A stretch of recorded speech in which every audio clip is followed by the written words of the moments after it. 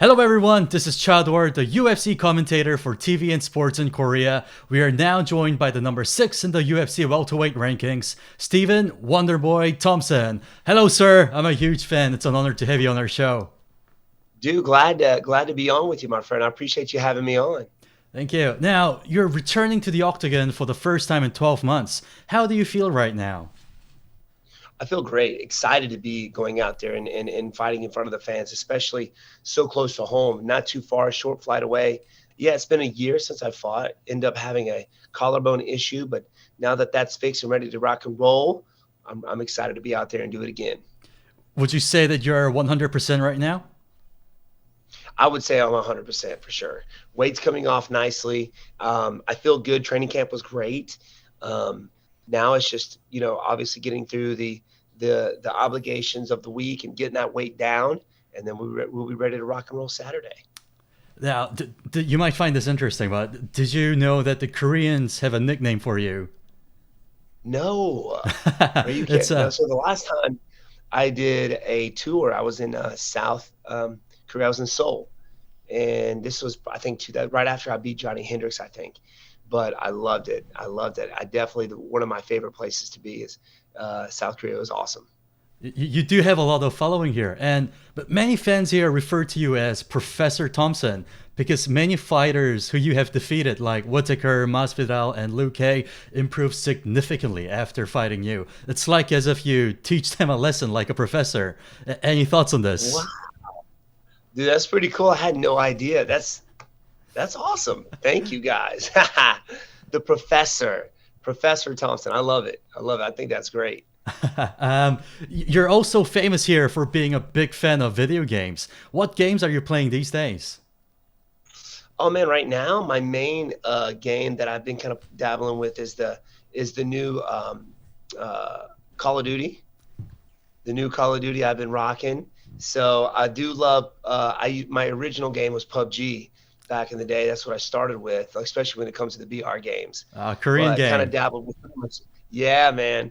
So me and my buddies, we still have a good time playing that game. But as of right now, because it's kind of fairly new, it's been the Call of Duty. But PUBG is my OG. Oh, so you're a fan of first-person shooter, I'm assuming. Oh yeah, oh yeah. Anything first-person shooter is my jam. Now, you're undefeated in kickboxing with a record of 57-0, and you're also considered to be the best striker in the welterweight division. Many fans already know this, but you grew up in a karate environment, which heavily influenced your fighting style. What does karate mean to you?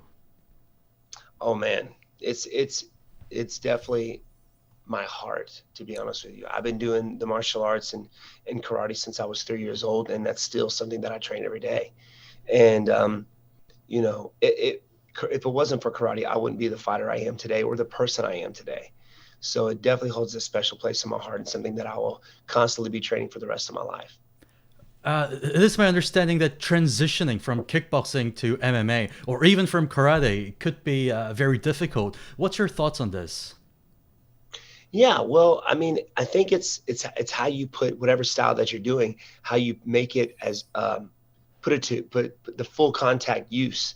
So for a while, everybody thought karate was useless. You heard it time and time again in commentating, especially when it comes to the UFC. But Lyoto Machida was one of my all-time favorite fighters, and he made it work, his style work. And it's just something, whatever style that you're doing, I think you put enough time and effort and thought into it, you can make it work. So, it's good to see that you're starting to see more karate stylists come over to the MMA realm. And you have to be able to adapt to whatever style that you're doing. You have to learn the jiu-jitsu. You have to learn the wrestling in order to be at the top of the game. And that's something that I'm still learning every day. So if you are looking to make that jump, definitely put the work in, get you a jiu-jitsu and a wrestling trainer, but stick with your style. I think that's what makes you who you are. Wow, spoken like a true professor. Now, your next fight is with Kevin Holland. Although he is considered to be a great fighter, he is currently unranked, and many fans believe that this will be an easy fight for you. What do you think about this? No, I never go out there thinking anything's going to be an easy fight. I mean, I'm going out there fighting the best of the best. And if you're in the UFC, then you are the best. No matter if you're the lowest ranking fighter up to the highest ranking fighter, you got to give everybody respect. And I think Kevin Holland's a great striker. He's put away some of the best guys in the 185 division and in the welterweight division.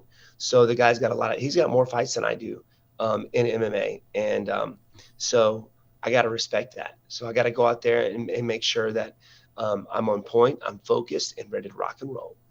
So for preparation for this fight, did you spend more time honing your elite striking skills or improving your grappling abilities? What was your main focus?